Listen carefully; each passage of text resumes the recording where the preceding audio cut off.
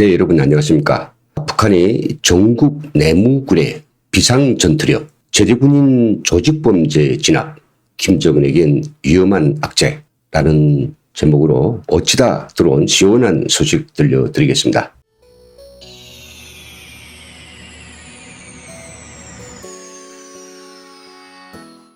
올해 제대된 제대군인들 북한 전역에서 김정은을 당황하게 하는 이런 큼직큼직한 한방을 들였습니다. 김정은이 특별 지시에 따라 북한 전역에 지금 내무군들이 비상에 걸려 제대군인 떼도둑, 반동무리, 청년 갱판지를 진압하고 소유자들을 잡아들이느라 난리가 났다고 합니다. 자세한 소식 북한 소식통의 전원으로 들어보겠습니다. 제대군인들이 소요는 전국적으로 벌어지고 있는데요. 특히 한경남북도에서 가장 큰 규모로 일어나고 있다고 합니다. 한경남도 대흥강산에 배치된 108 특수부대 출신들이 배치지에 안착하지 못하고 이 패싸움, 그리고 구타, 도둑질, 주민수탈, 트럭 털이, 그리고 농장 습격, 불임소 도축 등 범죄를 매일과 같이 저지르면서 지방 간부들 곤욕을 치르게 하고 주민들 불안에 떨게 하고 있습니다. 문제는 이들은 10년 이상 살인 격술 이걸 연모한 고단자들이라 제대 이후에 주먹세계를 차리고 활동구역을 놓고 서로들 피비린 싸움을 벌였는데요. 9월 20일경에 벌어진 패싸움에서 수십 명이 죽거나 현장에 널브러졌다고 합니다. 4.25 훈련소 제대군인들이 이 108 특수부대 제대군인들이 물이 배치된 대흥강산에까지 내려와서 정강을 훔쳐가고 농가들을 습격하자 맞대응 차원에서 손을 봐주려던 싸움이 나중에는 4.25 훈련소와 108 부대의 격술 실력을 건 자존심 싸움으로 벌어져서 마침내 큰 일을 치고 말았던 것입니다. 지금까지 경미한 사례는 있었지만 제대군인들이 이처럼 가장 엄중한 사회적 불안 요인으로 떠오른 적은 없습니다.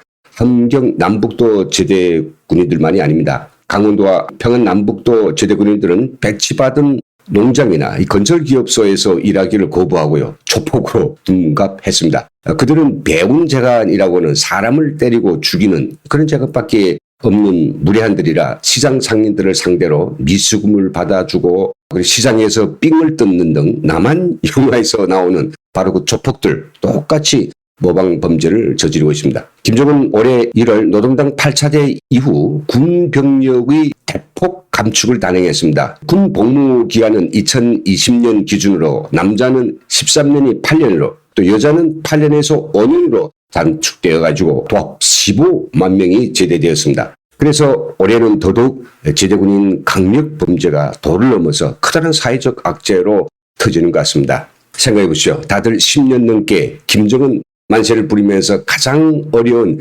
건설 현장들에서 노예처럼 돈 한 푼도 못 받고 허기와 고단함을 참으면서 쎄빠지게 고용을 당했는데 제대할 나이가 되어서 자기 집으로 복귀한 것이 아니라 또 어려운 사회주의 건설장에 제대군인들 파견시키라는 김정은 지시에 따라 정말로 사람 못 살 광산, 탄광, 농촌 이런 건설장에만 골라서 배치했던 것입니다.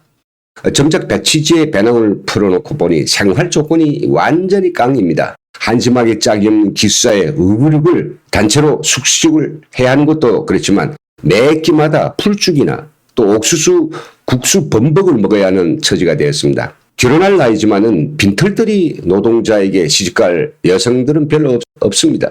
그리고 광산가 농촌의 여성들도 어떻게 기회가 되면 도시로 나가지 못할까 해서 도시 총각만 찾고 있는 상황입니다. 결국은 특수부대의 고단자들은 살인 주먹으로 자력갱생의 길을 찾았던 것입니다. 없는 것은 도둑질해 오고 부족한 것은 많이 가진 사람들에게서 조절해 오고요. 일반인은 근접도 못하는 농장 포전을 습격해서 알곡을 떼도둑질하고 농장의 소를 도축해서 당장 급한 돈을 마련하느라 다들 눈에서 불이 펄펄 일 정도라고 합니다. 자립갱생의 강도가 높아져서 검덕강상 제대 군인들은 한경남도를 연결하는 국도 도로에 나가서 지나가는 트럭들을 살펴가지고 고급 트럭 그리고 대형 트럭들만 골라가지고 강도질을 하기 시작했던 것입니다. 특히 라선과 청진에서 평양과 평성, 함흥과 원산을 가는 무역회사나 차판 장사꾼들의 차량은 반드시 이 단천을 지나가게 되어 있습니다. 이들은 이 도로들에서 시도 때도 없이 털어가지고 많은 돈을 벌었던 것 같습니다. 전국에 배치된 15만 제대 군인들 대부분 이런 공경에 처해 있는 것으로 알려졌습니다. 김정은은 이 문제를 처음 보고받고 초동 단계에서 군복을 갑벗은 기분에 좀 말썽을 부릴 수는 있으니 해당 당연회들에서 잘 교양하고 안착시키라고 했지만 제코가 석자인 당비서나 지배인도 이들이 생활 안착을 위해서 줄 물자나 돈이 전혀 없는 것이니 그대로 방치할 수밖에 없었다고 합니다. 결국은 아무런 대책도 없이 피 끓는 청춘들을 돌멩이처럼 이리저리 던져버린 김정은, 이들 제대군들 때문에 머리가 터지게 생겼습니다. 김정은이 9월, 10월 달만 해도 정장에 네타이까지 차려입고 아주 여유작작하게 있는 폼을 다 내가면서 열병식이요, 기념강연회요, 무도회요, 국방전시회요 나와서 하도 위세를 떨어대니 북한 사람들도 생활이 좀 나아진 줄 알았지만은 이렇게 제대 군인들까지 거지 같은 삶을 사는 줄은 몰랐습니다. 이번에 김정은이 비상동원령을 받고 전국의 내무군이 방방곡곡 제대군인들이 일탈을 진압하고 있습니다. 곳곳에서 총소리가 울리고 또 공개재판이 벌어지고 있으며 많은 제대군인들이 감옥에 끌려가고 있습니다. 그런다고 제대군인들이 삶까지 포기할 수는 없고 그들을 다 감옥에 쳐넣을 수는 없는 것입니다. 여러분, 정말로 우리가 기다리던 북한 민주화의 새로운 동력이 생겨나는 소식 같아서 오늘은 대단히 기분이 좋습니다. 네, 여기서 마치겠습니다. 함께해 주신 여러분 대단히 감사합니다.